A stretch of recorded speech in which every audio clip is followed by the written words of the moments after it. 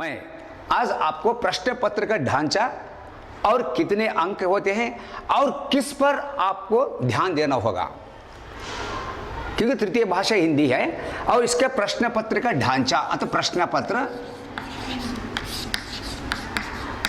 और अंक आप इसके बारे में जानते हैं। ये योजक है, योजक विराम चिन्ह में दिया जाता है और समास में इस योजक आने से आपको पहचानने के लिए बहुत आसान होगा।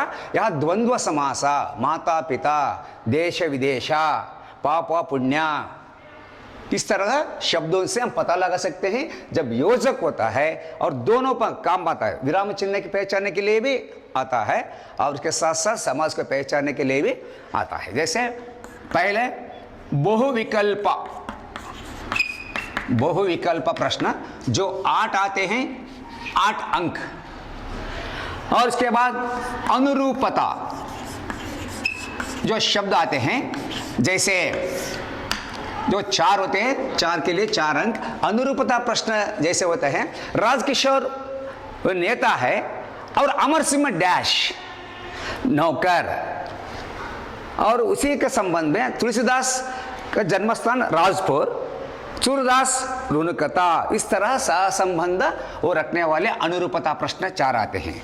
और तीसरा प्रश्न 1 अंक के, 1 वाक्य के जो प्रश्न आते हैं, 4 आते हैं, 4 अंक। इसमें बहुत आसानी से आप लिख सकते हैं 1 अंक। और चौथा 2-3 वाक्यों में 2-3 8 प्रश्न 16 अंक। और इसके बाद देखते हैं वो 4-5 वाक्य के, 4-5 वाक्य के जो 9 प्रश्न 27 अंक, 3 अंक के, 3 अंक का प्रश्न। इसमें अनुवाद और दोहे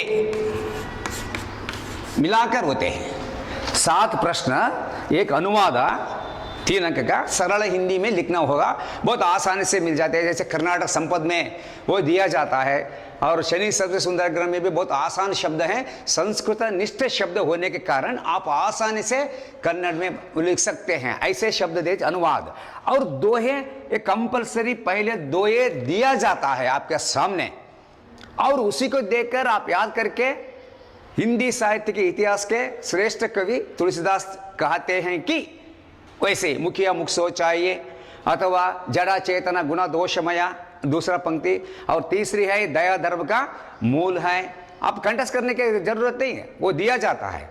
और इसके बाद जो विद्या विनय विवेक, आपत्ति के सहायक, विपत्ति में सहायक, अंत में राम नाम मणि दीप धरु जीव देहरी द्वार, वह आसानी से आप लिख सकते हैं। सिर्फ आपको वो प्रिंटेड दिया गया है, उसमें उसे आप लिख सकते हैं आसानी से। बार बार लिखने से इन 5 में से एक कंपलसरी प्रश्न, कंपलसरी आपके जेब में वो रख लेना चाहिए। और अनुवाद, मेरा बचपन, कर्नाटक संपदा और अनेक जो शब्दों में जहां संस्कृत शब्द ज्यादा है, कर्नाटक की राजधानी बेंगलुरु है, जितना आसान, कर्नाटक का राजधानी बेंगलुरु है, इधे बेंगलुरु पर बहुत आसानी से लिख सकते हैं। और तृतीय भाषा हिंदी होने के कारण आपके जो प्रयत्न 3 साल जो पढ़े हैं, 8वीं 9वीं 10वीं, इसी आधार पर आप अनुवाद कर सकते हैं। और इसमें और 7 प्रश्न टेक्स्ट बुक से लेते हैं, दोनों मिलाकर वो 27 अंक के लिए है। और इसके बाद 4 अंक के,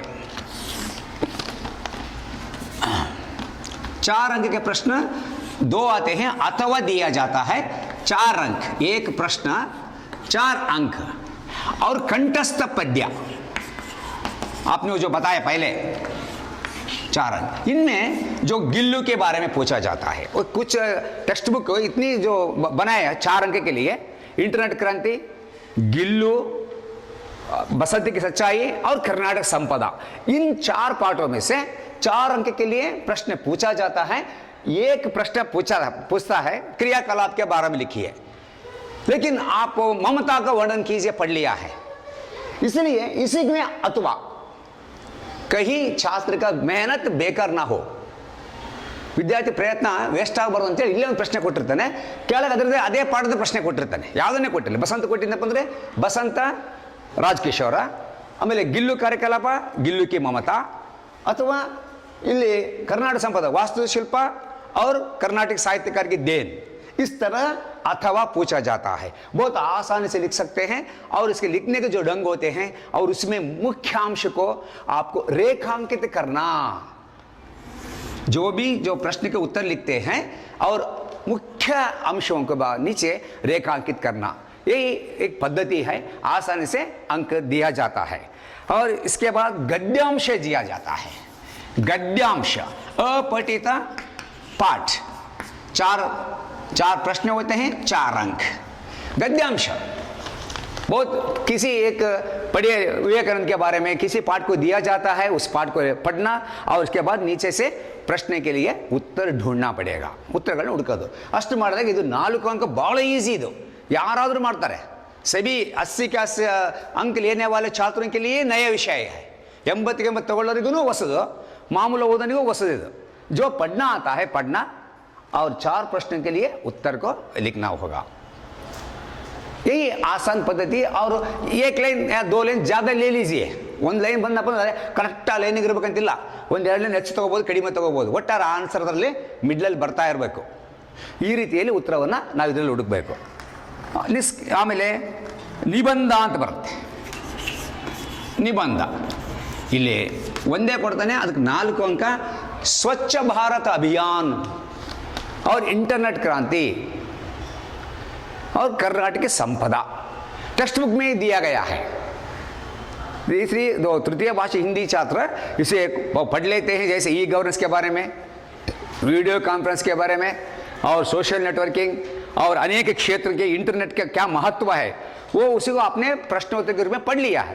उसी विषय को दिए गए बिंदुओं के आधार पर लिखना होगा. प्रस्तावना, विषय विवरण और उसमें जो दोष अथवा लाभ हानि हो तो लिखकर अंत में उपसंहार लिख सकते हैं.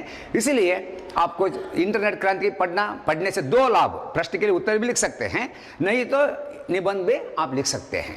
इसके बाद कर्नाटक संपदा, कर्नाटक वास्तुशिल्प, कर्नाटक की देन और कर्नाटक प्राकृतिक सौंदर्य, तीनों मिलाकर लिखने से आपको निबंध लिखने के लिए आसान हो जाता है.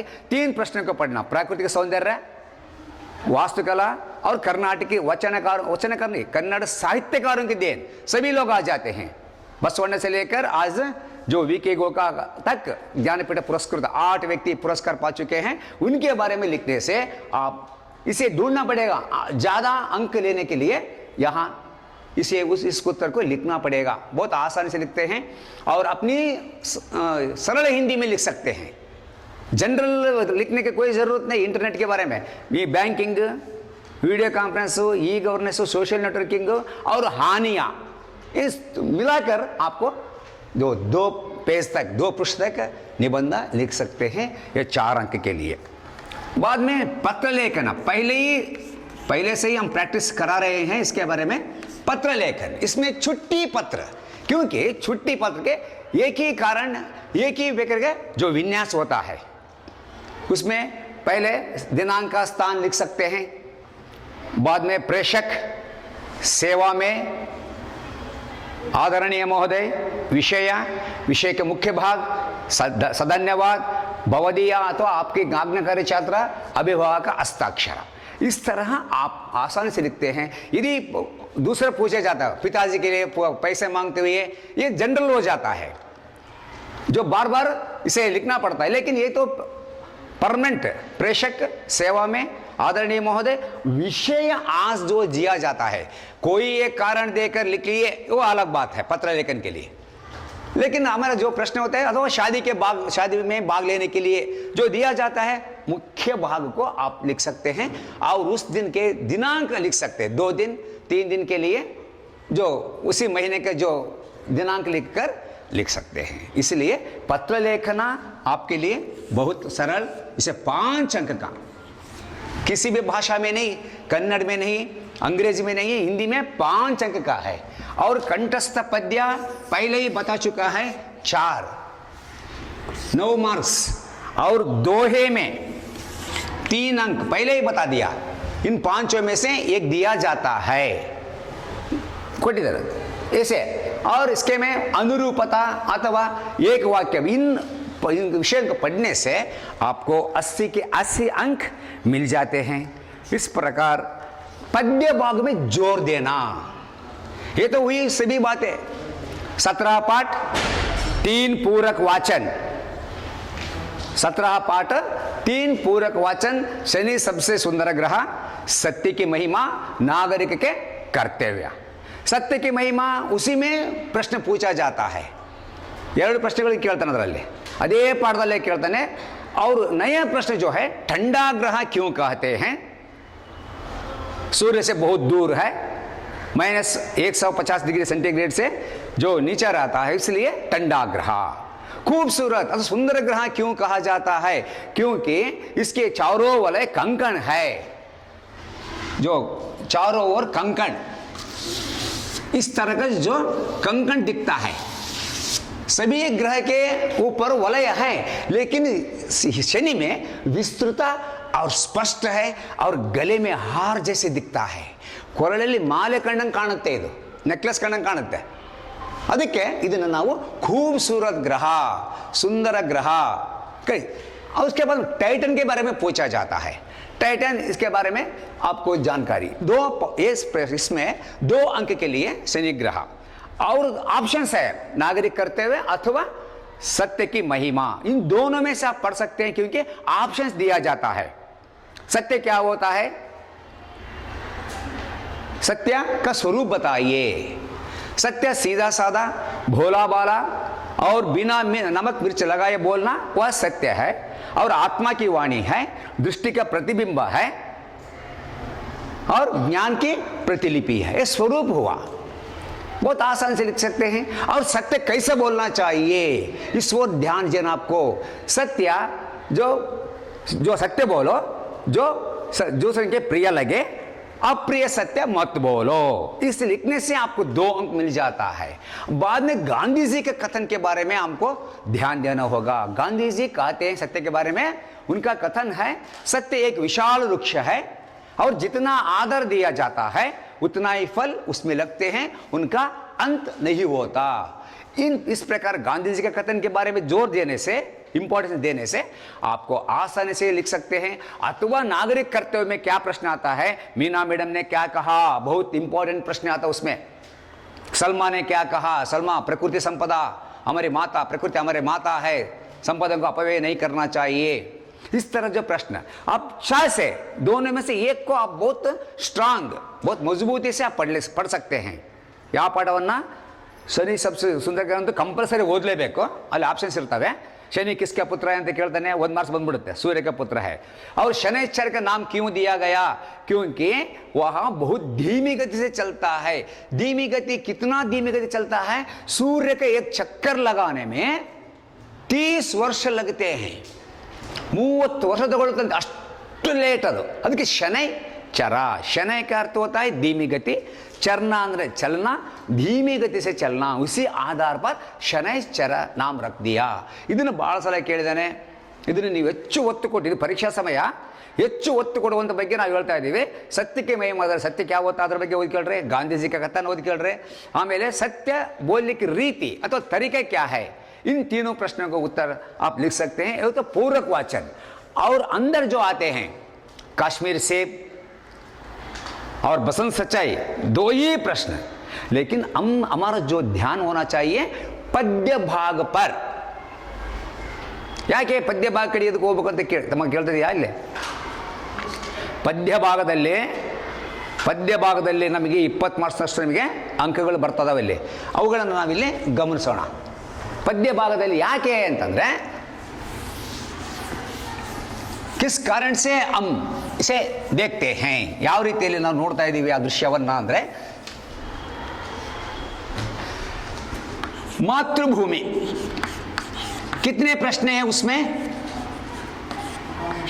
2 ही प्रश्न है।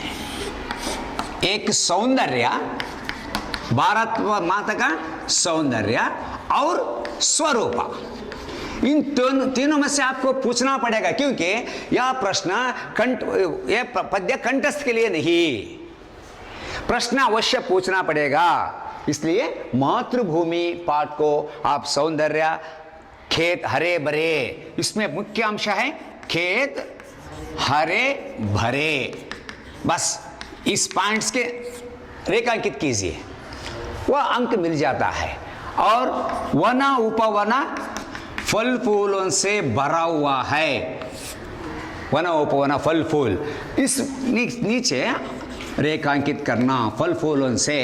और तीसरा जो संपदा है खनिजों का व्यापक संपदा, व्यापक संपदा है। इन 3 पॉइंट से आपको आसानी से अंक मिल जाते हैं। मातृभूमि अथवा स्वरूपा बहुत सरल है, एक ही पार्ट में 2 प्रश्न, 2 ही प्रश्न को आप रख सकते हैं, लिख लिख कर प्रैक्टिस करना। इसलिए करते करते अभ्यास जड़मते होता सुझा, निरंतर प्रैक्टिस करना, केवल एक दिन लिखने से नहीं, बार बार पढ़ने से नहीं, बार बार लिखने से वो आपको वो अपने वश में आ जाता है। स्वरूपा, एक हाथ में न्याय पताका, दूसरे हाथ में ज्ञानदीपा, और कोटि कोटि लोग साथ में हैं, जय हिंद का नाद गूंजता है। और महात्मा रामा, बुद्धा, गांधी जैसे महान व्यक्ति जन्म लिए, इसे स्वरूप को लिख सकते हैं। बहुत आसानी से इस पाठ को अपने वश में कर सकते हैं। ಬಹಳ ಸರಳವಾಗಿ ಇದನ್ನು ನೀವು ಬರೆದನಪ್ಪ ಅಂದರೆ ಇದು ಮೊದಲನೇ ಪಾಠ, ಮೊದಲನೇ ಪ್ರಶ್ನೆ ಹಾಫ್ ಇಯರ್ಲಿ ಒಳಗೆ ಬಂದ್ಬಿಡುತ್ತೆ, ಕಂಠಸ್ಥ ಹಾಕಿದ್ದು ಪದ್ಯನ, ಅದನ್ನೇ ಪದ್ಯನೇ ಗದ್ಯ ಮಾಡಿ ಬರೆದ್ರೆ ಮಾರ್ಕ್ಸ್ ಬರ್ತವೆ. ಇದು ಸುಲಭ ವಿಧಾನ, ಯಾವುದೂ ಅಷ್ಟು ಸುಲಭ ಅಲ್ಲ, ಕೈಲೇ ಬರೀಲೇಬೇಕು. ನೆಕ್ಸ್ಟ್ ಇನ್ನೊಂದು ಯಾವ ಪದ್ಯ ಹೇಳ್ತಾರೆ, ನೆಕ್ಸ್ಟ್ ಪದ್ಯ ಯಾವ್ದು ಬರುತ್ತೆ? पद्य के नाम अभिनव मनुष्य। ये तो बहुत मुख्य पद्य है, पद्य भाग। अभिनव मनुष्य, आधुनिक मनुष्य कैसे हैं? 2 ही प्रश्न। विजय पुरुष आसीना, विजय पुरुष आसीन, इसका अर्थ होता है प्रकृति को आप उन्होंने, मानव ने वश में कर लिया है। कैसे? पवन का ताप चढ़ता है उतरता है मानव के आज्ञा के अनुसार। जैसे स्विच ऑफ करने से, स्विच ऑन करने से आपको जो हवा ज्यादा चाहिए या कम चाहिए आसानी से कर सकता है, मानव के हुक्म पर चढ़ता उतरता है। पवन, विद्युत आदि उनके वश में है, प्रकृति ही वशवर्तिनी है, उनके हाथ में, मुट्ठी में बंधे गए हैं। और समुद्र, नदी, पर्वत को एक समान लांघता है, एक समान, आधे घंटे में वो पार कर सकता, 7 समुद्र को पार कर सकता है। इतने जो भौतिक साधन किया है दिनकर जी ने, बहुत पहले जो 3 पंक्तियों में उन्होंने उसका वर्णन, मानव की बुद्धिमत्ता, बुद्धिमत्ता का वर्णन किया। आज का दुनिया नवीन है, विचित्र है, वायु, विद्युत सब कुछ उनके हाथ में है। पवन का ताप चढ़ता है उतरता है, उसके कोई रोकने वाला नहीं समुद्र को, और उनके करों को देखकर परमाणु कांपता है। इतना भौतिक साधन उन्होंने किया है, एक नगर को उजाड़ देता है। हिरोशिमा नागासाकी जैसे जो उन्होंने लिटिल बॉम्ब नामक एक परमाणु बॉम्ब डालकर विनाश कर दिया था, इतनी जो परमाणु कांपता है मनुष्य को देखकर, इतना नर रूप राक्षस बन गया है। उनके हाथ में जो है वो कभी भी इस्तेमाल कर सकता है, और उनका यान धरती पर नहीं गगन में जा रहा है। और इतना ही नहीं, इतनी ज्ञान रखता है, व्योम से पाताल तक जानकारी है, गगन से लेकर पाताल के अंदर क्या है वो पता लगा रहा है, वो कैमरा द्वारा। वो धरती के अंदर क्या है, समुद्र के अंदर क्या है, पेट्रोल है, खनिज कहां है, वो ढूंढने का इतने समर्थ बन गया। ये तो हुई उनकी भौतिक साधना, बहुत आसानी से लिख सकते हैं आप। और ज्ञानी है, ज्ञान का आलोक है, सृष्टि का श्रृंगार है। सृष्टि का श्रृंगार यारो नदी, पर्वत, ये झरने नहीं, मानव है। मानव इसलिए इन सब को इस्तेमाल करके आज जो मनुष्य धरती से लेकर वो मंगल ग्रह तक पहुंच चुका है, चंद्र ग्रह का अन्वेषण कर रहा है, वो इतनी साधना है, बहुत गर्व की बात है। कभी मानता है, लेकिन उनके अनुसार मानव वही है जो हृदय को जीतता है। ಹೃದಯವನ್ನು ಗೆಲ್ಲಬೇಕು ಮನುಷ್ಯ, ಪಕ್ಕದಲ್ಲಿ ಯಾರದನ್ನ ಗೊತ್ತಿಲ್ಲ ಅವನಿಗೆ, ಪ್ರಪಂಚದಾಗ ಏನಿದೆ ಗೊತ್ತಿದೆ, ಪಾತಾಳದಾಗ ಏನಿದೆ ಗೊತ್ತಿದೆ, ತಮ್ಮ ಮನೆ ಪಕ್ಕದಲ್ಲಿ ಯಾರಿದಾರೆ ಗೊತ್ತಿಲ್ಲ. ಅಂದರೆ ಇತನೇ जो वह व्यक्ति वो मानवीयता भूल चुका है, भाईचारा भूल चुका है, सौहार्दता नहीं. इसके अभाव में मनुष्य जितनी भी प्रगति करे ये कम. हृदय को जीतना पड़ेगा, जीतना चाहिए. ये तर्क बुद्धि नहीं, मानवीयता है. ಒಂದು ಪ್ರಶ್ನೆ ಮಾಡ್ತಾನೆ, ಪ್ರಕೃತಿ ಪರ ವಿಜಯ ಅಂತ ಕೇಳೋ ಬದಲಾಗಿ तर्क और बुद्धि, मानवीयता. मानवीयता के आधार पर हम कहना चाहिए जो व्यक्ति भाईचारा रखता है, जो व्यक्ति मानवीयता रखता है, द्वेष को मिटाता है, दूर करता है, वही मानव कहलाने का अधिकारी है. ಇದನ್ನೇ ಕಬೀರ್ ಹೇಳ್ತಾನೆ, ಪೋತಿ ಪಡಿ ಪಡಿ ಜಗಮುವ पंडितुव ना कोय, ढाई अक्षर प्रेम पड़े सो पंडित होय. ಪೋತಿ ಅಂದರೆ ಪುಸ್ತಕ. ಪುಸ್ತಕ ಓದಿ ಓದಿ ಪ್ರಪಂಚವೇ ನಾಶ ಆಗೋಗಿದ್ದಲ್ಲ, ಅಷ್ಟು ಓದಿಬಿಟ್ಟಿದ್ದಾರೆ. ಯಾರು ನಿಜವಾದ ಜ್ಞಾನಿಗಳಂದರೆ ಢಾಯಿ ಅಕ್ಷರ ಪ್ರೇಮಕ. ಈ ಪ್ರೇಮ ಅನ್ನೋದು ಮಾತೃ ಪ್ರೇಮ, ದೇಶ ಪ್ರೇಮ, ವಿಶ್ವ ಪ್ರೇಮ, ಸಬ್ ಈ ಪ್ರೇಮಕ ಢಾಯಿ ಅಕ್ಷರ. ಢಾಯಿ ಅಂದರೆ ಎರಡೂವರೆ ಅಕ್ಷರದ ಮಹಿಮೆ ಪ್ರೇಮವನ್ನು ಅರ್ಥ ಮಾಡಿಕೊಂಡಿದ್ದಾನೋ ಅವನು ನಿಜವಾದ ಮನುಷ್ಯ. ದೋರಿಕೋ ಮಿಟಾತಾ ಹೈ, ಸಬ್ಕೋ ಅಪ್ನಾ ಮಾನ್ತಾ ಹೈ. ಬಸವಣ್ಣ ಹೇಳ್ದಂಗೆ ಇವನಾರವ ಎನ್ನದಿರು, ಇವ ನಮ್ಮವ ಅನ್ನುವಂಥ ಭಾವನೆ ಬೆಳೆಸ್ಕೊಳ್ಳೋನು ಅವನು ನಮಗೆ ಆ ರೀತಿಯಲ್ಲಿ ಇರ್ತಕ್ಕ ಮನುಷ್ಯನಾಗ್ತಾನೆ ಹೊರತು ಆಕಾಶದಲ್ಲಿ ಹಾರದ ಪಕ್ಷಿ पंचीचर उड़ रहा है, मछली जैसे तैर रहा है, लेकिन धरती पर कैसे जीना वो नहीं जानता है. ಭೂಮಿ ಮೇಲೆ ಹೆಂಗೆ ಜೀವನ ಮಾಡ್ಬೇಕಂತ ಗೊತ್ತಿಲ್ಲ ಅವನಿಗೆ. ಆಕಾಶ ಹಾರದ ಕಲ್ತ, ಮೀನು ಹೆಂಗೆ ಈಜೋದು ಕಲ್ತ, ಸಮುದ್ರ ಒಳಗಡೆ ಏನಿದೆ ನೋಡ್ತಾನೆ, ಸಬ್ಮೀರನ್ ಆಗಿ ಕೂತ್ಕೊಂಡು ಅಲ್ಲಿಂದ ಎಲ್ಲ ಚೆಕ್ ಮಾಡ್ತಾನೆ. ಇಷ್ಟೆಲ್ಲ ಲಾಭ ಇದೆ ಮಾಡಿಕೊಂಡಿದ್ದಾರೆ, ಆದರೆ ಮನುಷ್ಯತ್ವ ಮರೆತಿದ್ದಾನೆ. ಕಬೀರ್ ನೋವು ಅಲ್ಲಿದೆ. ಉರ್ಕಿ ಜೀತ್, ಹೃದಯ ಪರ್ ಜೀತ್ ಪಾನಾ. ಭೌತಿಕ ಜೀತ್ ನೈ, ಭೌತಿಕವಾಗಿ ಗೆದ್ದಿದ್ದಾನೆ, ಸಾಧನೆ ಮಾಡಿದ್ದಾನೆ. ಮೊನ್ನೆ ಚಂದ್ರಗ್ರಹಕ್ಕೆ ಹೋಗಿ ಬಂದ ಆದಿತ್ಯ ಸೂರ್ಯನನ್ನು ಹುಡುಕ್ತಾ ಇದ್ದಾನೆ. ಸೂರ್ಯನಲ್ಲಿ ಏನಿದೆ, ಮಂಗಳದಲ್ಲಿ ಮನೆ ಮಾಡ್ಲಿಕ್ಕೆ ವಾಸವಾಗಿ ಯೋಗ್ಯತೆಯಲ್ಲೋ ಚೆಕ್ ಮಾಡ್ತಾ ಇದ್ದಾನೆ. ಎಲ್ಲ ಇದ್ರೂ ಅದು ಗೆಲುವು ನಿಜವಾದ ಗೆಲುವಲ್ಲ, ಭೌತಿಕ ಸಾಧನ. ಒಂದು ನಶ್ವರ್. ಹೃದಯ ಪರ್ ಜೀತ್. ನಮ್ಮ ಮನುಷ್ಯನ ಮಧ್ಯೆ ಮುಟ್ಟಿ ಬರ್ ಹೃದಯ.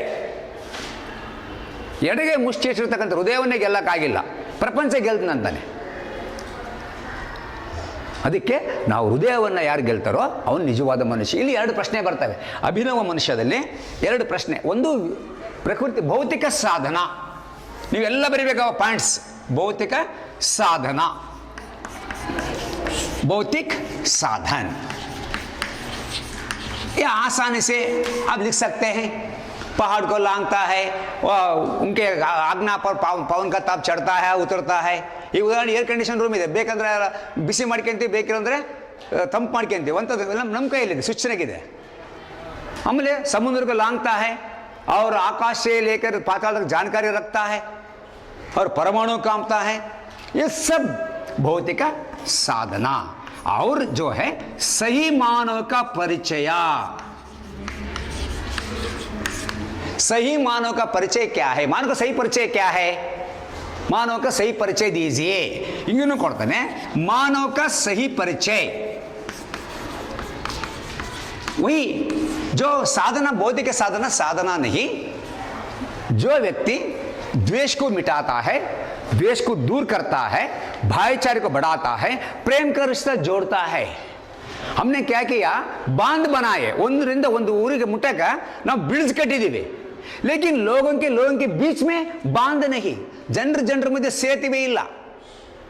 ನಾವು ಜಮ್ಮು ಅಂಡ್ ಕಾಶ್ಮೀರದಲ್ಲಿ ಏನೋ ಒಂದು ಸೇತುವೆ ಕಟ್ಟಿದ್ದೀವಿ. ಅದು ಪ್ರಪಂಚದಲ್ಲಿ ಅತಿ ಉನ್ನತವಾಗಿರೋ ಸೇತುವೆ. ಅಲ್ಲಿ ಕಟ್ಟಿದ್ದೀವಿ.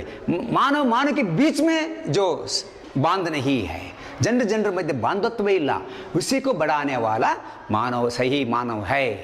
ಅವ್ನು ಕೇಳ್ತಾನೆ, विद्वान वही है. ಮತ್ತೆ ಅಷ್ಟಕ್ಕೆ ಬಿಡಲ್ಲ, विद्वान वही है. विद्वान जो कहलाते हैं द्वेष को मिटाना, दूर करना, भाईचारा बढ़ाना, वही व्यक्ति, वही ज्ञानी, वही विद्वान, वही मानवा. 3 अंश दिए गए लास्ट में. दिनकरी का सर कौन ज्ञानी है ಅಂತ ಕೇಳಿದ್ರೆ ಅದೇ ಉತ್ತರ ಆಗುತ್ತೆ ನಮ್ಮದು. ज्ञानवंत यारो? पोती पड़ी पड़ी जगमुआ, वो पंडित नहीं, प्रेम का अर्थ जानने वाला ज्ञानी. और ज्ञानी, विद्वान, विद्वांस वही कहलाते हैं और मानव भी वही। इस प्रकार अभिनव मनुष्य बहुत आसानी से आप लिख सकते हैं। इसलिए आपका ध्यान पद्य के वो ध्यान है। यहाँ पर 2 प्रश्न कंपलसरी 3 अंक, और अभिनव मनुष्य कंपलसरी 3 अंक का आता है। इसलिए आपको 2 ही प्रश्न पढ़ने से ಭೌತಿಕ ಸಾಧನ ಮಾನವಕ ಸಹಿ ಪರಿಚಯ 2 ಓದ್ಬಿಟ್ರೆ ನಿಮಗೆ ಸುಲಭವಾಗಿ 2 ಅಂಕಗಳನ್ನು ಎರಡನ್ನ ಬರೀತೀವಿ ನಾವು, ಬಂದೇ ಬರುತ್ತೆ ಕ್ವಶನ್, 2 ಅಂಕದಿಂದ ಬರುತ್ತೆ, 3 ಅಂಕದಲ್ಲಿ ಬಂದಿರುತ್ತೆ, ಇನ್ನೆಲ್ಲಿ ಬರಲ್ಲ, ಸುಲಭವಾಗಿ ಇದನ್ನು ಬರೀತಕ್ಕಂಥದ್ದನ್ನು ಕರಿಬೇಕು। ಇದು ಯಾವ ಗೊತ್ತಾಗುತ್ತೆ ಅಂದರೆ ನಿರಂತರ ಪ್ರಾಕ್ಟೀಸ್ ಕರ್ನೇಸೆ ಸರಣಿ ಬರಿತಾ ಇದ್ದಾರೆ ಈಗ, 1ನೇ ಸರಣಿ 2ನೇ ಸರಣಿ ಶಾಲಾ ಮಟ್ಟ ಜಿಲ್ಲಾ ಮಟ್ಟ ಅವಾಗೆಲ್ಲ ಗೊತ್ತಾಗುತ್ತೆ ನಿಮಗೆ ಗ್ಯಾರಂಟಿ ಪ್ರಶ್ನೆ ಯಾವುದು ಇವೆರಡರಲ್ಲಿ ಅಂತೇಳಿ। ಅವ ನೀವೇ ಹೇಳ್ತೀರಿ, ನೀವೊಂದು ಪ್ರಶ್ನೆ ಪತ್ರ ತಯಾರು ಮಾಡ್ತೀರಿ ಇದು ಬರಬಹುದು ಅಂತೇಳಿ। इतने आप विद्वान बन जाते हैं, बार बार लिखकर यही प्रश्न आता है। ನಿಮಗೆ ನೀವೇ ಗುರು ಆಗ್ತೀರಿ, ನಿಮ್ಮ ಅರಿವೇ ನಿಮಗೆ ಗುರು ಆಗುತ್ತೆ। ನೆಕ್ಸ್ಟ್ ಅಭಿನವ ಮನುಷ್ಯ ಆದ್ಮೇಲೆ ಇನ್ನೊಂದು ಪದ್ಯ ಯಾವುದು? ದೋಹೆ। ದೋಹೆ ಇದೆ ಕಂಪಲ್ಸರಿ, यहाँ पर ದೋಹೆ, ಇದು 3 अंक का, ಇದು ಫಿಕ್ಸ್, ಇವೆಲ್ಲ ಫಿಕ್ಸ್ ನಾವು ಹೇಳ್ತಾ ಇರೋದೆಲ್ಲ ಕಂಪಲ್ಸರಿ ಪ್ರಶ್ನೆ, 20 ಮಾರ್ಕ್ಸಿನ ಬರ್ತಾವೆ ಇಲ್ಲಿ ಪದ್ಯ ಭಾಗದಲ್ಲಿ। ಇನ್ನು ಮಲ್ಟಿಪಲ್ ಚಾಯ್ಸ್ ಬರೆಬಿಟ್ರೆ 28 28 जस्ट पास। ज़्यादा टेक्स्ट बुक पाठ वगैरह आप छोड़ सकते हैं, लेकिन इतनी आसानी से हम पता लगा सकते हैं। 5 में आपको दिया जाता है। और सामने मुखिया मुखसो चाहिए पद्य ಕೊಟ್ಟಿರ್ತೆ ನಿಮಗೆ ಎದುರಿಗೆ, ಅದು ನೋಡಿ ಬರೆಯೋದು।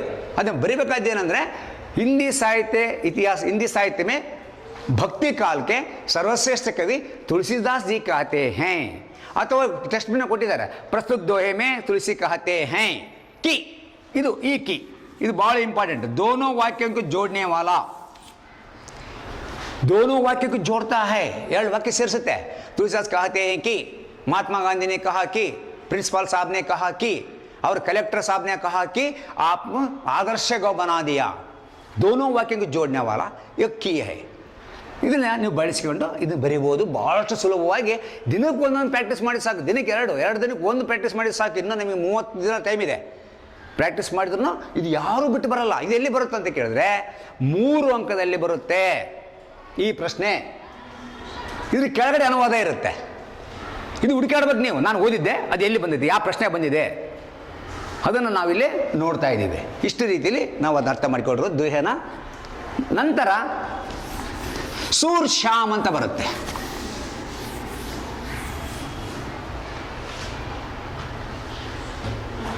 ಸೂರ್ ಶ್ಯಾಮ್ ಇದು सूरदासನ पद्य। बालकृष्ण का बाल लीलाओं का वर्णना। इसमें क्या है, पद्य पूरा पद्य शिकायते, ಇದರಲ್ಲಿ ಏನಿದೆ ಅಂದರೆ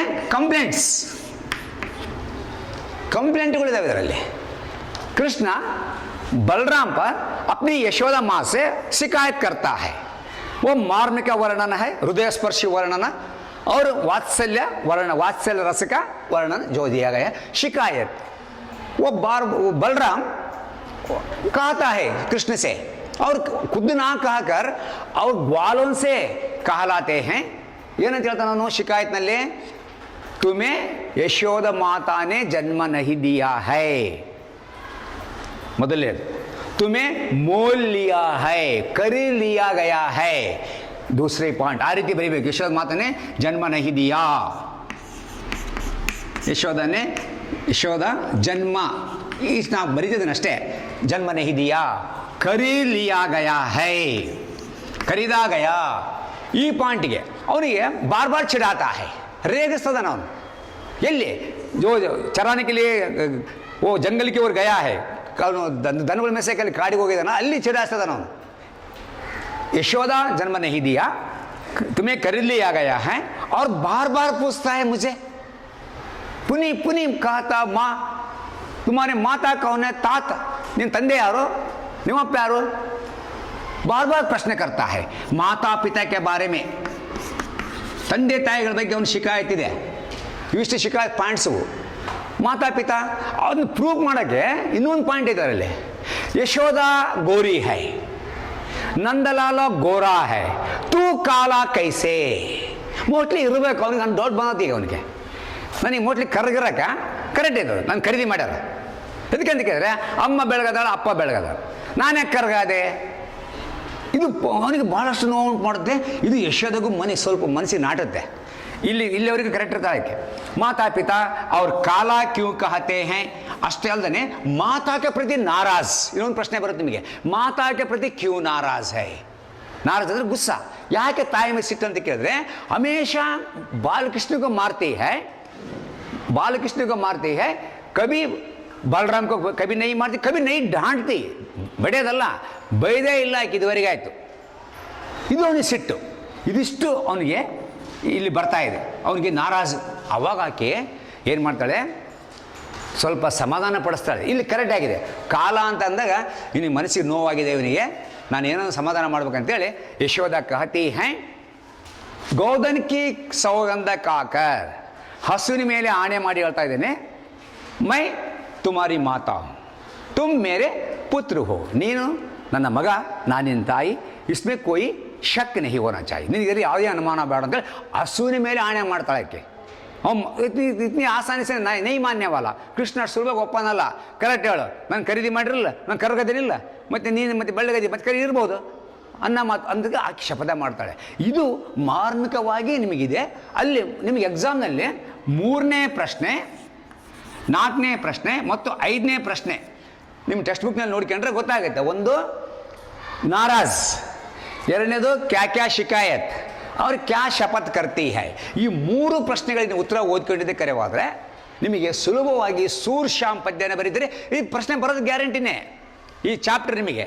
ಬಟ್ ಅದರಲ್ಲಿ ನಿಮಗೆ ಬೇಕಾದದನ್ನು ನಾವು ಶಿಕಾಯತ್ ಇದಿಷ್ಟು ಓದ್ಕೊಂಡ್ಬಿಟ್ರೆ ಎಲ್ಲ ಬಂದ್ಬಿಡುತ್ತೆ. ಇಲ್ಲಿ ನಾರಾಜ್ ಇದೆ, ಮಾರ್ತಿ ಹೈ, ಕೇವಲ್ ಮುಜೋ ಮಾರ್ತಿ ಹೈ, ನನ್ನನ್ನು ಮಾತ್ರ ಬೆಡಿತಾ ಇದೆ ನೀನು ಅಂತಕ್ಕಂಥದ್ದು ಬರುತ್ತೆ ಇಲ್ಲಿ.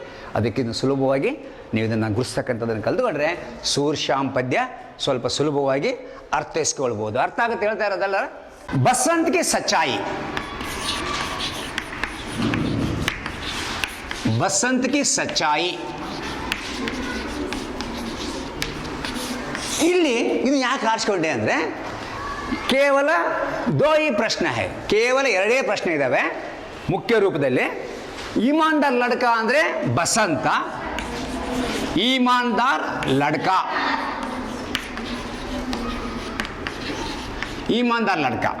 ಇನ್ನು ಒಂದು ಮಾನವೀಯತಾ ಪರಿಚಯ. ಯಾರಾತ? मानवीयता का दृश्य यार राजकिशोर. दोनों के बारे में प्रश्न बार बार पूछा जाता है. ಇವ್ರ ಬಗ್ಗೆ ಭಾಳಷ್ಟು ಪ್ರಶ್ನೆ ಬಂದಾವೆ. ನಾವು ಭಾಳಷ್ಟು ನಾವು ಹೇಳ್ತೀವಿ. ನಾವು ಚಲನಿ बेचने वाला, चलनी दिए सलाई और चलनी दिए सलाई, बटन देसी बटन जो बेचने वाला, अदर ಬಗ್ಗೆ ಇಲ್ಲಿ ಬರ್ತದೆ ईमानदार लड़का. और ईमानदार कब दिखाई देता है आपको? प्रामाणिक ಎಲ್ಲಿ ಕಂಡು ಬರುತ್ತೆ ನಿಮಗೆ? जब उन्होंने पैसा देकर छुट्टा बुनाने के लिए गया, दुर्घटना हुई, पैर की हड्डी टूट गई, वह वापस नहीं लौट सका और अपने भाई प्रताप के साथ 14.5 आने भेज देता है. तभी वो राजकिशोर को मालूम हो जाता है यहाँ ईमानदार लड़का है. और प्रश्न पूछता है स्वाभिमान लड़का है कैसे? जब उन्होंने बिना चलनी खरीदे 2 पैसे देने के लिए गया तो उन्होंने उस पैसे को भीख समझा, क्योंकि वहां मेहनत से जीकर जीने वाला व्यक्ति था, इसलिए उन्होंने 2 पैसे लेने से या भीख है इस प्रकार इनकार कर दिया और प्रभाव भी डाला. राजकिशोर बहुत असर पड़ा उन पर. वो नंगे पैर और जो फटे हुए कपड़े पहने हैं, लेकिन इतने स्वाभिमान रखता है, मेरे पैसे उन्होंने नहीं लिया, इसलिए उन्होंने ना चाहते हुए भी चलनी खरीदता है. ಅವನಿಗೆ ಇಷ್ಟ ಇದ್ದಿಲ್ಲ ತಗೊಳಕ್ಕೆ, ಆದರೂ ಖರೀದಿ ಮಾಡಿದೆ. ಯಾಕೆ? ಸ್ವಾಭಿಮಾನಿ ಲಡ್ಕ ಹೈ. ಖರೀದಿ ಮಾಡಿದ. खरीदी ಮಾಡಿದ ಮೇಲೆ पैसा बुनाने के लिए भेजा, चिल्लरा तरह से कಳಿಸಿದ. लेकिन वहाँ दुर्घटना हुई, वापस नहीं लौट सका, वो वापस आ गया. लेकिन जब प्रताप आकर पैसा दिया तब पता चला कि वह उनके पैर की हड्डी टूट गई थी, इसलिए वो वापस नहीं आया। तुरंत वो समाचार पाते ही उन्होंने क्या किया, उनके साथ चलने के लिए तैयार हो गया। चलो मैं कहाँ रहता है, आहिर टीला में, चलो वहां पर जाएंगे। तुम्हारे माता पिता दंगे में मारे गए हैं, हमारे कोई घर नहीं, हम भी को आहिर के घर में रहते हैं। तब आहिर टीला जाने के लिए तैयार हुआ। और उतना ही नहीं, उनकी मानवीयता दिखाने के लिए और एक उन्होंने क्या किया, अमर सिंह से कहा, ए अमर सिंह, डॉक्टर वर्मा को लेकर आओ, और आते समय जो उनके पैर की हड्डी टूट गई है इसके लिए उसकी सामग्री लेकर आने के लिए कहना। इन शब्दों से पता चलता है राजकिशोर मानवीय व्यक्तित्व का परिचय है। एक छोटा सा लड़का वह उनके खबर पाते ही वह तुरंत उधर गया और उसमें उन्होंने डॉक्टर को बुलाया और अंत में कहा, डॉक्टर साहब इनको अवश्य वो इलाज करना चाहिए, क्योंकि यह ईमानदार लड़का है। ईमानदार लड़का हमने नहीं दिया, खुद राजकिशोर देता है, यह ईमानदार लड़का है। और राजकिशोर के मानवीयता का परिचय भी पता चलता है। वो तुरंत उनके गंदी बस्ती में चलते हैं और डॉक्टर को लेकर जाते हैं, एम्बुलेंस के लिए फोन करने के लिए जाते हैं और इंजेक्शन करने के लिए कहते हैं, इलाज के लिए जो बताते हैं। ये इन सब विषयों को समझकर हमने क्या कहा, मानवीयता का तद्रूप व्यक्ति, पर दुख कातरता, दूसरे के दुख को अपना दुख समझने वाला राजकिशोर। एक और गरीब फटे पुराने कपड़े, भूखे मर रहे हैं, उनके भाई भी भूख से मर रहे हैं, लेकिन वह मेहनत से कमाना चाहता है। पैसा लेने से वो इनकार किया, वह भीख है। तब से पहले क्या किया था उन्होंने, लीजिए सामान लीजिए, आपसे आशा थी, हाँ सवेरे से कुछ भी नहीं बिका, ऐसे पीछे पीछे भागा था। लेकिन जब 2 पैसे देने के लिए गया, नहीं साहब नहीं, मैं भीख नहीं लूंगा। उनकी जो स्वाभिमान पर चोट लगी, स्वाभिमान पेटी बिता दो, अल्लूरिको आते रोते हुए पूछा था, लीजिए खरीद लीजिए, बटन खरीद लीजिए, छलनी कर लीजिए, हाँ आपसे आशा थी, ऐसे से पीछे पीछे भागा था उनके पीछे। लेकिन क्या हुआ, जब पैसा देने के लिए गया, वो तो हाथ नीचे तो पीछे हटाकर कहा, मैं भीख नहीं लूंगा, ಭಿಕ್ಷೆ ತಗೊಳ್ಳಲ್ಲ ಅವನು, ಸ್ವಾಭಿಮಾನ उसका असर पड़ा। ಅದಕ್ಕೆ ಏನು ಮಾಡಿದ, ನಾ ಚಾಹತೀವಿ भी ಖರೀದ। ಅದ್ರ ಪರಿಣಾಮ ಏನು ಮಾಡ್ತಾ ಇದ್ದಾನೆ, ಇಷ್ಟ ಇಲ್ದ್ರೂ ಅವನು ಖರೀದಿ ಮಾಡ್ತಾ ಇದ್ದಾನೆ। ಇವೆರಡರ ಪರಿಚಯ ನಿಮ್ಗೆ ಇಮ್ಮಿಡಿಯೇಟ್ ಸಿಗ್ತಾ ಇದೆ। ಇದು 3 ಅಂಕದಲ್ಲಿ ಕೇಳೋ ಪ್ರಶ್ನೆ, ಇವ್ರ ಬಗ್ಗೆ ಚೆನ್ನಾಗಿ ಓದ್ಕೊಳ್ರೆ। ಒಂದು ಪ್ರಶ್ನೆ ಇದೆ, स्वाभिमान ಅಂತ ಕೇಳಿದಾಗ 2 पैसे लेने से इनकार करता है ಅದು, और उनकी ईमानदारी कहाँ दिखता है, प्रताप के साथ 14.5 आने पहुंचाने के लिए किशनगंज बेचता है, तभी पता चलता है वह ईमानदार लड़का है। और डॉक्टर से भी कहता है ये ईमानदार लड़का है, उनको बचाना होगा। ಈ ರೀತಿ ಪ್ರೂಫ್ ಮಾಡಬೇಕು ಆನ್ಸರ್ನ। ಪಾಯಿಂಟ್ಸ್ ಇದೆ, ಅದ್ರಲ್ಲಿ ಯಾವ 3 ಪಾಯಿಂಟ್ಸ್ ಆದರೂ ಬರ್ಬೋದು ನೀವು, ಬಟನ್ ಆಗಲಿ ಅಥವಾ ಬುಲೆಟ್ ಆಗಲಿ ಅಥವಾ ಸ್ಟಾರ್ ಮಾರ್ಕ್ ಹಾಕ್ಯಂತಾಗಲಿ, ಈ ಪಾಯಿಂಟ್ಸ್ ಮಾಡ್ಬೇಕು ನಾವು, ಆಗ ನಿಮಗೆ ಇಮ್ಮಿಡಿಯೇಟ್ ಆಗಿದ್ದು ಈಸಿಯಾಗಿ ಅರ್ಥ ಆಗುತ್ತೆ। ಈ ಇಮಾನ್ದಾರ್ ಲಡ್ಕ ಆಗಲಿ ಮಾನವೀಯತೆ ಆಗಲಿ ಇವೆರಡು ಒಂದು ಕೇಳ್ತಾನೆ। 2 ಮನಸ್ಸಿಗೆ ಕೇಳಿದಾಗ ಕೈಸೆ ಪ್ರೇರಿत किया और स्वाभिमान लड़का है कैसे, और उनके माता पिता प्रताप क्यों बीको आहिर के घर में रहते थे, क्योंकि जो दंगे में उनके माँ बाप मारे गए थे, इसलिए वो शरणार्थी लड़का अनाथ बच्चे थे, बीको आहिर के घर में रहने लगा ಅನ್ನೋದು ಉತ್ತರ ಕೊಡ್ತಾ ಇದೆ। ಇದು ನಾನು ಸರಳವಾಗಿ ಆರಿಸ್ಕೊಂಡಿದ್ದೀವಿ, ಭಾಳ ಈಸಿಯಾಗಿರುತ್ತೆ। ಯಾವ ವಿದ್ಯಾರ್ಥಿ ಬಸಂತ್ ಮತ್ತು ಇಮಾನ್ದಾರ್ ಓದ್ತಾನೋ ಅವನು ಇಮಾನ್ದಾರ್ ಲಡ್ಕ ಆಗಿರ್ತಾನೆ। ನಿಮಗೆ ಪಾಸಿಂಗ್ ಬೇಕು, ಪಾಸ್ ಆಗಬೇಕು, ಕೆಲಸ ಬೇಡ ನಡೆಯಂಗಿಲ್ಲ। ಬೆಟ್ಟದಷ್ಟು ಆಸೆ, ಸಾಸಿವೆ ಕಾಳಷ್ಟು ಪ್ರಯತ್ನ ನಡೆಯೋದೇ ಇಲ್ಲ। ಹೇಗೆ ನಾವು ಒಂದು ಗಟ್ಟಿ ತುಪ್ಪವನ್ನು ಕೊಟ್ರಂತೆ, ಗಟ್ಟಿ ತುಪ್ಪ ಕೊಟ್ಟು ಇದನ್ನೆಲ್ಲರೂ ತಿಂದ್ರು ಅಂತಂದರೆ, ಎಲ್ಲರೂ ಬಂದರು, ಇಲ್ಲಿ ಬೇಸ್ ಚೆನ್ನಾಗಿ ಕೇಳಬೇಕು ಇದನ್ನು, ಎಲ್ಲರೂ ಬಂದರು, ಹಿಂಗೆ ನೀರ ಬೆರಳಿಟ್ರು, ಹಿಂಗೆ ತಗೊಂಡ ಇಷ್ಟಿಷ್ಟು ನೆಕ್ಕಿದ ಅವನು, ಇನ್ನೊಬ್ಬರು ಬಂದ ಹಿಂಗೆ ಕೈ ಇಟ್ಟ, ಗಟ್ಟಿ ತುಪ್ಪ ಅದು ಸ್ವಲ್ಪ ಎತ್ಕೊಂತದೆ, ತಗೊಂಡ ತಿಂದ, ಇನ್ನೊಬ್ಬನು ತಿಂದ, ಎಲ್ಲರೂ ಹಿಂಗೆ ಹೋದ್ರು, ಒಬ್ಬನು ಯೋಚನೆ ಮಾಡಿದ ಅದ್ರಾಗ ಗಟ್ಟಿ ತುಪ್ಪ ಸಿಕ್ಬಿಟ್ಟದ ನನಗೆ, ಇದನ್ನು ಏನಾದರೂ ಮಾಡಿ ತಿನ್ಬೇಕಂತ ಏನು ಮಾಡ್ದ, ಉಂಗುಲಿ ಕೊಟ್ಟೇಡಿಕಿಯ ಬೆರಳನ್ನು ಹಿಂಗೆ ಬೆಂಡ್ ಮಾಡಿದ, ಕೆಳ ಕೈ ಇಟ್ಟು ಎತ್ತಿಬಿಟ್ಟ, ಇಷ್ಟತ್ರ ಬಂದ್ಬಿಡ್ತು, ಇಲ್ಲಿಂದ ನೆಕ್ಕೆ ಅಂತ ಬಂದವನು। ಈಗ ನೀವು ಅಷ್ಟೇ ಎಲ್ಲರೂ ಶಾಲೆಗೆ ಬರ್ತಾ ಇದ್ದಾರೆ, ಪ್ರಯತ್ನ ಮಾಡ್ತಾ ಇಲ್ಲ. ಶಾಲೆಗೆ ಬರ್ತಾ ಇದ್ದಾರೆ, ನೋಟ್ಸ್ ಬರೀತಾ ಇಲ್ಲ. ಓದೋ ಮನಸ್ಸಿದೆ, ಬೆಟ್ಟದಷ್ಟು ಆಸೆ, ಪ್ರಯತ್ನ ಸಾಸಿವೆ ಕಾಳಷ್ಟು ಇಲ್ಲ. ಇದಕ್ಕೆ ನೀವು ಮೋಟಿವೇಶನ್ ಆಗಬೇಕು. ನಾವೆಲ್ಲ ಏನು ಬರ್ತವೆ ಏನಿಲ್ಲ ಎಲ್ಲ ತಿಳ್ಕೋಬೇಕು. ನಾವು ಇನ್ನೆಲ್ಲ ಆನ್ಸರ್ ಓದ್ಕೊಂಡು ಪಾಸ್ ಆಗಲಿಕ್ಕೆ ಪ್ರಯತ್ನ ಮಾಡಬೇಕು. ಆಗ ಮಾತ್ರ ಅದು ಪ್ರಯತ್ನಕ್ಕೆ ಫಲ. ಲಾಸ್ಟಿಗಿದೆ ಬಚೇಂದ್ರ ಪಾಲ್ ಪಾಠದಲ್ಲಿ, ಸಬ್ರ್ ಕಾ ಫಲ್ ಮೆಹನತ್ ಕಾ ಫಲ್ ಮೀಠಾ ಹೋತಾ ಹೈ. ಹೌದಾ? ಪರಿಶ್ರಮ ಪಟ್ಟಾಗ ಅದರ ಫಲ ಸವಿಯಾಗಿರುತ್ತೆ, ಸಿಹಿಯಾಗಿರುತ್ತೆ. ಅದಕ್ಕೆ ನಿಮ್ಮ ಜೀವನ ಸಾಕ್ಷಿ ಆಗಬೇಕು ಅಂದರೆ ನಾವು ಆ ರೀತಿಯಲ್ಲಿ ಓದಬೇಕು. ಅದನ್ನು ನೋಡಿ. ಈಗ ಮಹಿಳಾ ಕಿ ಸಾಹಸ ಗಾಥಾ.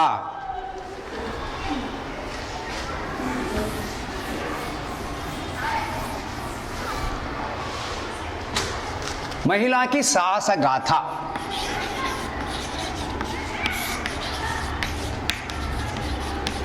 ಈ ಪಾಠ ಇದರಲ್ಲಿ ಮುಖ್ಯವಾಗಿ ಬರ್ತಾರೆ बचेंद्र पाल और पाठ आई। कैसे उन्होंने एवरेस्ट की चढ़ाई किया। उनके पहले पारिवार का परिचय, किशन पाल सिम्हा परिवार परिचय किशन पाल, उनके पिताजी किशन पाल सिम्हा और अंसा देई नेगी उनके परिवार, और 5 संतानों में तीसरे संतान, और उनके भाई पहाड़ पर चढ़ाया करते थे, और उन्हें देखकर उनके मन में भी इच्छा पैदा हुई, मैं उनसे बेहतर करके दिखलाऊंगी।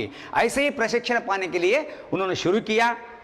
उसके बाद 5 किलोमीटर पैदल चलना, ये हाईलाइट बचपन यंग कल लो कैसे बीता करते हैं। 5 किलोमीटर पैदल चलना, 5 किलोमीटर पैदल चलना, और अपनी पढ़ाई के जो पैसे पढ़ने के लिए सिलाई का काम करके उन्होंने जुटाई। ಹೊಲಿಗೆಯನ್ನು ಕಲಿತು ಹಣವನ್ನು ಸಂಗ್ರಹಿಸಿದ್ರು। MA BEd संस्कृत में किया, MA BEd तक उन्होंने पढ़ाई किया। और इसके बाद उन्होंने ಒಂದು ಪ್ರಶ್ನೆ ಇದೆ ನಿಮಗೆ, ಚढ़ाई करने के लिए कैसे तैयारी किया ಅಂತ ಕೇಳ್ತಾನೆ। तैयारी किया ಅಂತ ಕೇಳಿದಾಗ ಮೊಟ್ಟ ಮೊದಲಿಗೆ उन्होंने प्रशिक्षण करना प्रारंभ शुरू कर दिया, और 5 किलोमीटर पैदल चलकर उन्होंने अनुभव पाया। इसके बाद रूटगेरो, गंगोत्री ग्लेशियर और कालानागा पर्वत, इन पर्वतों को चढ़ाई करके अनुभव पाकर उन्होंने इसके बाद तेन सिंह नोरगे और जुंके ताबी से मिलकर अनुभव पाकर अंत में चढ़ाई किया। ಈ ರೀತಿ ಪ್ರಶ್ನೆ ಉತ್ತರ ಬರೀಬೇಕು ಅದನ್ನು। ಒಂದು ಪ್ರಶ್ನೆ ಇದೆ 3 ಅಂಕದಲ್ಲಿದೆ, ಚढ़ाई ತಯಾರಿ ಕೈಸೆ ಕಿಯಾ ಅಂತೇಳಿ।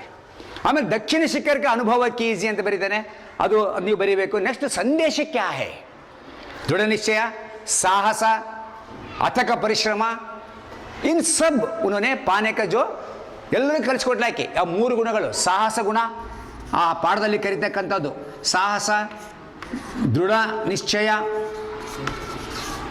ನಿಶ್ಚಯ ಕಲಿತಾ ಇದ್ದೀವಿ। ಸಾಹಸ, ದೃಢ ನಿಶ್ಚಯ, ಅಥಕ ಪರಿಶ್ರಮ, ಬಿನಾ ಥಕೆ ಪರಿಶ್ರಮ ಕರ್ನ, ದಣಿವರೆಯದೆ ಪರಿಶ್ರಮ ಪಟ್ಲು। ಜೊತೆಗೆ ಹಿಮಾಲಯಕ್ಕೆ ಶ್ರೇಣಿಯಂಕ ಪರಿಚಯ, ಇದರಲ್ಲಿ ಹಿಮಾಲಯದ ಶ್ರೇಣಿಗಳ ಪರಿಚಯ ಸಿಗುತ್ತೆ ನಿಮಗೆ ಇಲ್ಲಿ। ಕಾಲನಾಗ ಪರ್ವತ, ರೂಟ್ಗೆರೋ, ಗಂಗೋತ್ರಿ ಗ್ಲೇಷಿಯರ್, ಇದ್ರ ಬಗ್ಗೆ ನಮಗೆ ಮಾಹಿತಿ ಸಿಗುತ್ತೆ। ಅದಕ್ಕೆ ಇದರಲ್ಲಿ ಸಂದೇಶ ಕ್ಯಾ ಹೈ ಒಂದು ಗ್ಯಾರಂಟಿ ಇರುತ್ತೆ। ಕಾಶ್ಮೀರ್ ಸೇಬ್ ಕಾ ಪಾಠ ಕ ಸಂದೇಶ ಅಥವಾ ಇಸ್ಮೆ ಯಾವುದು ಬಚೇಂದ್ರ ಪಾಲ್ ಮಹಿಳಾ ಸಾಹಸಗಾಥ ಪಾಠ ಕ ಸಂದೇಶ ಕ್ಯಾ ಮಿಲ್ತಾ ಹೈ, ಈ ರೀತಿಯಲ್ಲಿ ಪ್ರಶ್ನೆ ಕೇಳಿದಾಗ ನಾವು ಗಮನ ಕೊಡಬೇಕಾದ್ದು ಹಾಕಿದ್ದು ತಯಾರಿ ಕೈಸೆ ಕಿಯಾ ಒಂದು, ಆಮೇಲೆ ದಕ್ಷಿಣಿ ಶಿಖರ್ ಪರ್ ಅನುಭವ, ಇನ್ನು 3ನೇದು ಕ್ಯಾ ಸೀಖ್ ಮಿಲ್ತಿ ಹೈ, सीख अथवा नीति, क्या नीति पाते हैं, क्या संदेश मिलता है, क्या सीख मिलती है ಅಂತ ಈ 3 ಕೇಳ್ತಾರೆ। ಈ 3ರಲ್ಲೂ ಒಂದು ಇದ್ದೇ ಇರುತ್ತೆ। ಆಮೇಲೆ ಚढ़ाई करने के बाद क्या किया ಅನ್ನೋ ಪ್ರಶ್ನೆನೂ ಬರ್ಬೋದು ನಿಮಗೆ। घुटनों के पल पर बैठी, उतनी जगह नहीं थी, अल्ट जो हिमालय में जाग इद्दिಲ್ಲ के ಅದನ್ನೇ ಮಾಡಲು जो फावड़े से काट कर जगह बनाई। 2 व्यक्ति अंगदोर जी और बचेंद्र पाल दोनों खड़े हुए, और घुटने के पल पर बैठकर उन्होंने क्या किया, ताज का चुंबन किया और माथे भी लगाया। और इसके बाद तैली से दुर्गा चालीसा और हनुमान चालीसा, दुर्गा माता का चित्र और हनुमान चालीसा निकाला, लाल कपड़े में लपेटा और छोटी सी पूजा करके उन्होंने बर्फ में दबा दिया। ಇಷ್ಟು ಕೆಲಸವನ್ನು ಮಾಡ್ತಾಳೆ। ಈ ಪಾಠ ನಿಮ್ಮ ಕಣ್ಮುಂದೆ ಬರಬೇಕು। ಇದೇ ಮುಖ್ಯ, ತಪ್ಪದು ಯಾವುದಾದ್ರೂ ಕೊಡಬಹುದು। ಅದರಲ್ಲಿ ಹೆಚ್ಚಿನ ಒತ್ತು ಸೀಖ್, ತಯಾರಿ ಕೈಸೆ ಕಿಯಾ, ಮತ್ತು ದಕ್ಷಿಣ ಶಿಖರ ಪರ ಅನುಭವ. ಈ ರೀತಿಯಲ್ಲಿ ನಾವು ಅದನ್ನು ಈ ಪಾಠವನ್ನು ಓದ್ತಾ ಹೋದರೆ ನಿಮಗೆ ಈಸಿಯಾಗಿ ಅರ್ಥ ಆಗುತ್ತೆ.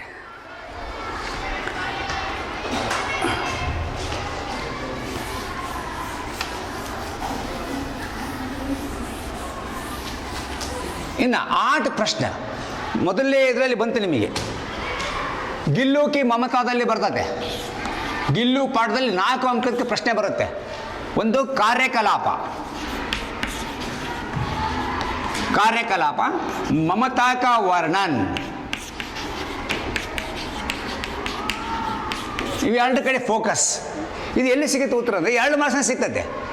क्या क्या करता था, उनके आकर्षित करने के लिए वहाँ पैर तक आ जाता था और सर पर पर्दे पर चढ़ता और नीचे उतर जाता था और खाने के समय थाली पर बैठ जाता था और बाहर जाकर खेलकर ठीक 4 बजे जो अंदर आ जाता था. यह सब कार्यकलाप. और कभी कभी सोन जूही के पत्ती में चिप जाता. इस प्रकार वो काम करता था. ममता का वर्णन इलिन तगोಳ್ತೀವಿ ಅದನ್ನ ಆನ್ಸರ್ ममता ಎಲ್ಲಿ ಸಿಗುತ್ತೆ ಅಂದರೆ जब घायल हुआ था गिल्लू जो हौले से उठकर लाई, कमरे में लाई और रक्त पहुंचा और मरहम लगाया. बाद में पानी टपकाया, उसके लिए झूले बनाई और प्यारे वस्तु जो खाने के लिए काजू देने लगे. जब बीच बीच में वह रुकावट करता था लिखते समय, उन्होंने क्या किया, एक लिफाफे में ಒಂದು ಲಿಫಾಫೆ ಒಳಗೆ ಅದನ್ನು ಬಟ್ಟೆ ಇಟ್ಬಿಟ್ಲು, ಒಂದು ಕವರ್ನಾಗ ಹಿಂಗಿಟ್ಬಿಟ್ಟು ಅದು ಹಿಂಗೆ ಕೂತ್ಕೊಂಡ್ಬಿಡ್ತದು. ಈ ರೀತಿಲಿ इस प्रकार बचाया. और अंत में मरते समय उन्होंने हीटर जलाकर जो गर्मी देने का प्रयत्न किया, अंत तक प्रयत्न किया. पहले जान बचाई थी और मरते समय भी हीटर जलाकर उष्णता देने का प्रयत्न किया. इसी देकर ममता का वर्णन, ತಾಯಿಯ ವಾತ್ಸಲ್ಯ ಎಲ್ಲಿ ಕಂಡು ಬರುತ್ತೆ ಅಂತ ಕೇಳ್ತಾನೆ. ಸ್ವಲ್ಪ ಗಮನ ಇಟ್ಟು ನಾವು ಓದೋದ್ರಿಂದ ಕೇಳೋದ್ರಿಂದ ಈ ದೊಡ್ಡ ಬಿಗ್ ಆನ್ಸರ್ಸ್ 4 ಅಂಕ ಇರ್ತವೆ. 2 ಪ್ರಶ್ನೆ ಸೇರಿಸಿ ಸಿಗುತ್ತೆ. ಕಾರ್ಯಕಲಾಪ, आकर्षित कैसे करता था और कहाँ कहाँ चुप जाता था. दोनों प्रश्न का उत्तर, अब 2 ಪ್ರಶ್ನೆ ಉತ್ತರ ಇದರಾಗಿದೆ. ನೀವು ಅದನ್ನು ಬೇರೆ ಯಾವುದನ್ನು ನೋಡಂಗಿಲ್ಲ. ममता का वर्णन, प्राण कैसे बचाए और उन्होंने अंतिम दिनों में क्या किया ಅಂತ ಕೇಳ್ತಾನೆ. ಇಲ್ಲಿ पैर से उठाई और कमरे में लाई, रक्त पहुंचा, पानी डाला. इस प्रकार उन्होंने ममता दिखाया. ಈ 2 ಪ್ರಶ್ನೆಗಳಿಗೆ ಚಿಕ್ಕ ಚಿಕ್ಕ ಪ್ರಶ್ನೆಗಳ ಉತ್ತರಗಳು ನಿಮಗೆ ಸಹಾಯ ಮಾಡ್ತವೆ. 4 ಅಂಕ ಅಂತ ಎದುರಬಾರ್ದು, ಬಿಟ್ಟು ಬರಬಾರ್ದು. 2 ಓದಿರ್ತೀರಿ 2 ಮಾರ್ಕ್ಸ್ನಲ್ಲಿ, ಆ ಉತ್ತರ ಸೇರಿಸ್ಬೇಕು. ಮಮತೆ ಒಳಗಡೆ ಈ ವರ್ಣನೆಯನ್ನು ಸೇರಿಸ್ಬೇಕು ನೀವು.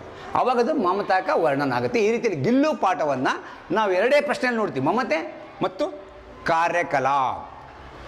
ಈ ರೀತಿಯಲ್ಲಿ ಈ ಒಂದು ದೊಡ್ಡ ಲೆಸನ್ ಕೂಡ ನೀವು ಸುಲಭವಾಗಿ ಈ ಆನ್ಸರನ್ನು ಬರಿತೀರಿ. ಇನ್ನು ವಿರಾಮ ಚಿಹ್ನೆ ಒಳಗೆ ವಿರಾಮ ಚಿಹ್ನ ಅಂತ ಕೊಡ್ತೀವಿ. ಇಲ್ಲಿ ಮೊದಲು 8 ಪ್ರಶ್ನೆಗಳಲ್ಲಿ ಸ್ವಲ್ಪ ಗಮನ ಇರಲಿ. ವಿರಾಮ ಚಿಹ್ನೆಗಳಲ್ಲಿ ಒಂದು ಪೂರ್ಣ ವಿರಾಮ ಬರ್ತದೆ, ಅಲ್ಪ ವಿರಾಮ ಇದೆ, ಪ್ರಶ್ನವಾಚಕ ಇದೆ, ಅದು ವಿಸ್ಮಯಾದಿ ಬೋಧಕ್. ವಿಸ್ಮಯ ಆದಿ ಬೋಧಕ್. ವಿಸ್ಮಯ ಇರ್ತೈತೆ, ಹರ್ಷ ಇರುತ್ತೆ, ದುಃಖ ಇರುತ್ತೆ, ಎಲ್ಲ ಇರುತ್ತೆ. ಈ ಚಿಹ್ನೆ ಇರುತ್ತೆ. ಇದು ಪೂರ್ಣ ವಿರಾಮ ಹಿಂದಿಯಲ್ಲಿ. ಇದು ಅಲ್ಪ ವಿರಾಮ. ಇದು ಇದೆ असफलता एक चुनौती है, कमा, इसे स्वीकार करो, क्या कमी रह गई, कमा, ಲಾಸ್ಟಿಗೆ ಫುಲ್ ಸ್ಟಾಪ್ ಇದೆ. ಮತ್ತು ಆ ರೀತಿಯಲ್ಲಿ ಪೂರ್ಣ ವಿರಾಮ ಆಗಬೇಕು. ಅಲ್ಪ ವಿರಾಮ. ಪ್ರಶ್ನಾರ್ಥಕ, कहाँ जा रहे हो, प्रश्न, और वाह क्या चीज़ है, क्या आपने बनाया, बाप रे ये सांप है. इस प्रकार जो शब्दों से पता लगाते हैं आसानी से 8 विकल्प में इनको बहुत सरलता से लिख सकते हैं. ಭಾಳ ಸುಲಭವಾಗಿ ಈ ವಿರಾಮ ಚಿಹ್ನೆಗಳನ್ನು ನಾವು ಬರಿಬಹುದು. ದಿವಸ ಬಳಸ್ತೀವಿ ಪೂರ್ಣ ವಿರಾಮ ಅಂತೇಳಿ. ಇದಾದ ಮೇಲೆ ಪ್ರೇರಣಾರ್ಥಕ ಅಂತ ಕೊಡ್ತಾನೆ. ಪ್ರೇರಣಾರ್ಥಕ ಚಿಹ್ನೆಗಳನ್ನು ನಾವು ಸುಲಭವಾಗಿ ಗುರುತಿಸ್ಬೋದು. ಇಲ್ಲಿ ಪಡ್ನ ಅಂತ ಕೊಟ್ಟರೆ, ಪಡ್ನ ಇದಕ್ಕೆ ನಾವು ಆನ ಸೇರಿಸ್ಬೇಕು. ಪಡ್ ಪ್ಲಸ್ ಆನ ಸೇರಿಸಿದಾಗ ಏನಾಗುತ್ತೆ, ಪಡಾನ. ಪಡ್ ಅಂತಿದೆ, ಆ ದೀರ್ಘ ನ, ಈ ಆ ದೀರ್ಘ ಇಲ್ಲಿದೆ, ಪಡಾನ. ಅದು ಸಂಧಿ ಮಾಡಿದಾಗ ಪಡ್ ಪ್ಲಸ್ ಆನ, ಪಡಾನ. ಚಲ್ ಪ್ಲಸ್ ಆನ, ಚಲಾನ. ಆನ ಸೇರಿಸ್ಬೇಕು. ಚಲನ ಅವನು ಕೊಟ್ಟಿರ್ತಾನೆ. ಹಮೇಶ ಪ್ರಥಮ ಪ್ರೇರಣಾರ್ಥಕ ಪೂಚಾ ಜಾತಾ ಹೈ, ಮತ್ತು ದೂಸರಿ ಪ್ರೇರಣೆ ಕೇಳಲ್ಲ. ಪ್ರಥಮ ಪ್ರೇರಣೆ ಕೇಳ್ತಾರೆ, ನೆನಪಿರಲಿ ಚಲನ ಚಲಾನ. ಈ ಎರಡನೇ ನಾ ಇನ್ಲ ಶಬ್ದಕ್ಕೆ ಆ ಸೇರಿಸ್ಬಿಡ್ರಿ, ಸುಲಭವಾಗಿ ಒಂದು ಅಂಕ ಗಳಿಸ್ಬೋದು. ಟೆಕ್ಸ್ಟ್ ಬುಕ್ನಲ್ಲಿ ಕೊಟ್ಟಿದ್ದಾನೆ ಇವನ್ನೆಲ್ಲ, ಬುಕ್ನಲ್ಲಿರುವಂಥ ಉದಾಹರಣೆಗಳನ್ನೇ ನಿಮಗೆ ಆರಿಸ್ತಾನೆ. ಅವುಗಳನ್ನ ಈಸಿಯಾಗಿ ನೀವು ಚಲನ ಚಲಾನ, ಆಮೇಲೆ ದೇಖ್ನ, ಇದು ದೇಖ್ನ ಬೇಡ, ಲಿಖ್ನ ಅಂತ ಕೊಡ್ತಾನೆ. ಲಿಖ್ನ ಎಂಬ ಪದಕ್ಕೆ ಲಿಖಾನ. ಈ ರೀತಿಯಲ್ಲಿ ನೀವು ಶಬ್ದಗಳಿಗೆ ಪ್ರೇರಣಾರ್ಥಕಗಳನ್ನು ಬರಿತಾ ಹೋಗಬೇಕು. ಇದರಲ್ಲಿ ಎಲ್ಲಿ ಬರ್ತವೆ? ಬಹು ವಿಕಲ್ಪ ಪ್ರಶ್ನೆಗಳಲ್ಲಿ ಬರ್ತಾ ಇದ್ದಾವೆ.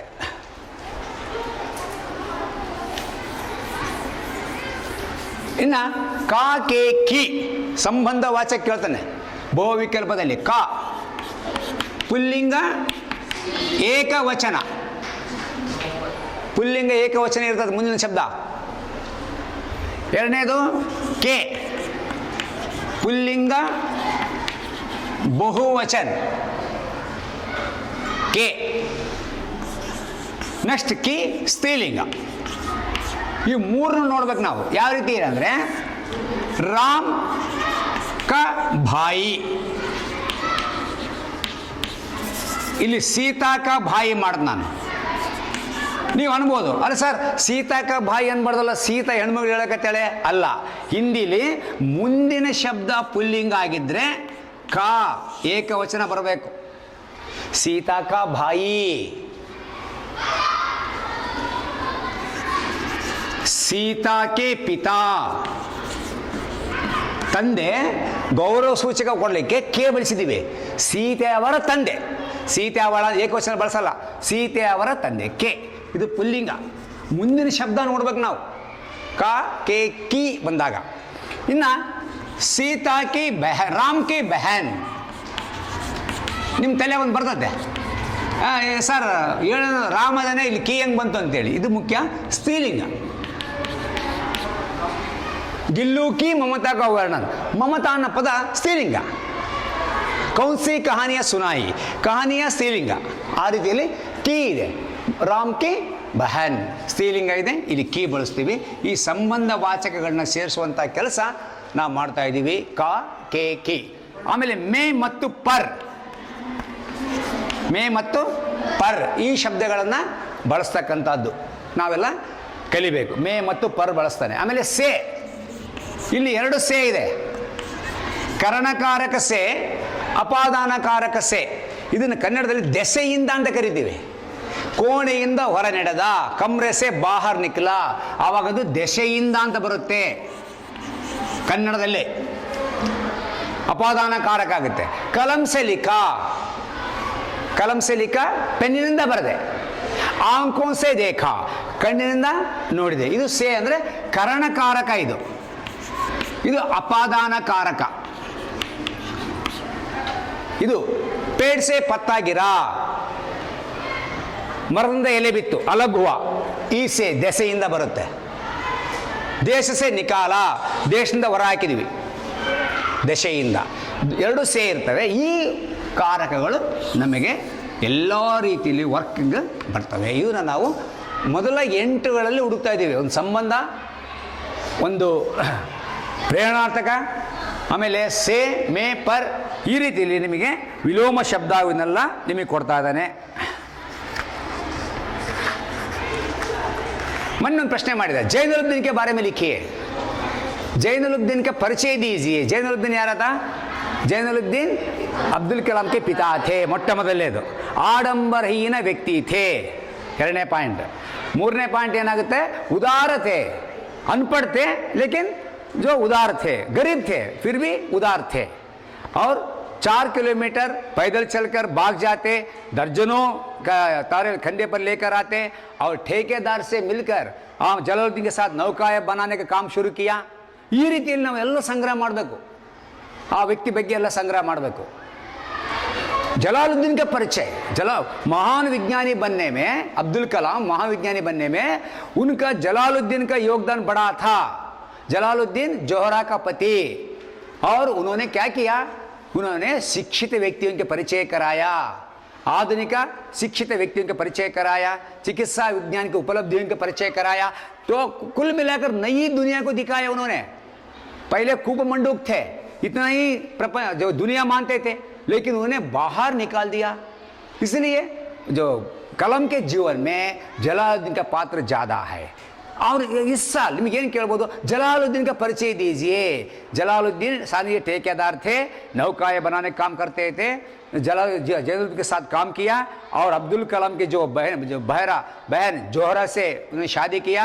अंग्रेजी जानने वाला उस इलाके में एक ही व्यक्ति था और बाहर दुनिया का परिचित था और कलाम को नई दुनिया दिखाया। इन सब को मिलाकर लिखना पड़ता है, एग्जाम हॉल में नहीं, अभी से तैयार करना है।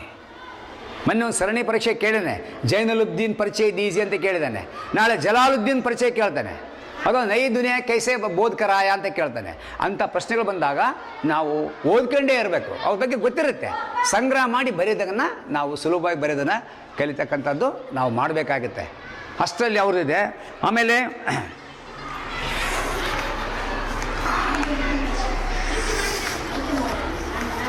ಮೇರಾ ಬಸವನ್ ಪಾಠದಲ್ಲಿ ಮುಖ್ಯವಾದ್ದು ಅಷ್ಟಿದೆ। ಇನ್ನು ವ್ಯಂಗ್ಯ रचना ಯಾವುದಂತ ಕೇಳಿದ್ರೆ ईमानदारों के सम्मेलन। एक पत्र आता है, आप इस देश के बड़े ईमानदार हैं, आपके आगमन से जो प्रेरणा मिलेगी और रहने के लिए जो होटल में कमरे ठहराएंगे, भोजन की व्यवस्था करेंगे, आने जीने के पहले दर्जे के किराए देंगे, आपके आने से ईमानदारों को और उदीयमान ईमानदार को प्रेरणा मिलेगी।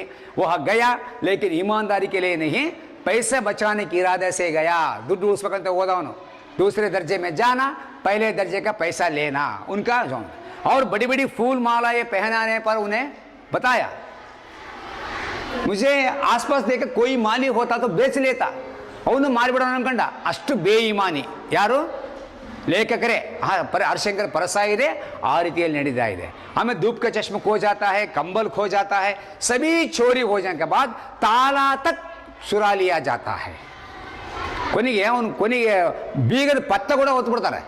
आवाग अंत में निर्णय लेता है, कमरा छोड़कर बाहर जाना अच्छा है, क्योंकि मैं ठहरूंगा तो मुझे भी चुरा लिए जाएंगे, ನನ್ನನ್ನು ಕದ್ದು ಬಿಡಂಗಾದ್ರೆ ಮಂದಿ ಅಂತೇಳಿ ಓಡಿ ಹೋಗ್ಲಿಕ್ಕೆ ಇಷ್ಟಪಡ ಮನೆ ರೂಮ್ ಬಿಟ್ಟು ಹೋಗ್ಲಿಕ್ಕೆ ಇಷ್ಟಪಡ್ತಾನೆ। ಈ ಒಂದು ಕಥೆ ಒಳಗೆ ಇದರಲ್ಲಿ ಬರ್ತಕ್ಕಂಥದ್ದು बेईमानी कहाँ दिखता है, दूसरे दर्जे में जाकर पहले दर्जे का पैसा लेना और फूल मालाएं बेचकर पैसा लेने के लिए बात सोची, यह बेईमानी है। ಈ ರೀತಿಯಲ್ಲಿ ನಿಮಗೆ ಆ ಇಮಾನ್ದಾರರ ಸಮ್ಮೇಳನವನ್ನು ಕೂಡ ನಾವಿಲ್ಲಿ ನೋಡಬೇಕು। ಆಮೇಲೆ ಕಾಶ್ಮೀರ್ ಸೇಬ್ನಲ್ಲಿ ಸೇಬ್ ಕಿ ಹಾಲತ್ ಒಂದು ಪ್ರಶ್ನೆ ಇದೆ, आजकल शिक्षित बारे में विचार किया जाता है। नहीं उन बरीते केवल प्रोटीन और विटामिन के बारे में यदि 3 अंक का प्रश्न पूछा जाता है, गाजर पहले गरीबों के पेट भरने की चीज थी, अब उनके जो टेबल पर स्थान मिला है क्योंकि प्रोटीन और विटामिन होने के कारण। टमाटर को कोई नहीं पूछता था, अब भोजन का आवश्यक अंग बन गया है। आम रोज एक सेब खाने से डॉक्टर की जरूरत नहीं होगी। इन तीनों मिलाकर लिखना पड़ेगा। 3 अंक का प्रश्न पूछा जाता है। निಮಗೆ ಕೇಳ್ತಾನೆ ಕಾಸೆ ತಕ್ಕ ಕಜ್ಜಾಯ ಕೊಡಬೇಕು, 2 ಮಾರ್ಕ್ಸ್ ಕೇಳಿದ್ರೆ 2 ಮಾರ್ಕ್ಸ್ ಉತ್ತರ ಬರೀಬೇಕು, 3 ಮಾರ್ಕ್ಸ್ ಕೇಳಿ ಬರೀ ಪ್ರೋಟೀನ್ और विटामिन के बारे में ಅಂತಂತ ಬರಂಗಿಲ್ಲ। ಗ್ರಾಹಕ್ ಜಾಗೋ ಗ್ರಾಹಕ್ ಜಾಗೋ ಗ್ರಾಹಕ್ ಅಂತ ಅದರ ಮೇಲೆ ಡಿಪೆಂಡ್ ಆಗಿರೋ ಕತೆ ಅದು। ಖರೀದಿ ಮಾಡೋನು ಹುಷಾರಾಗಿರಬೇಕು ಅನ್ನೋ ಕತೆ ಅದು।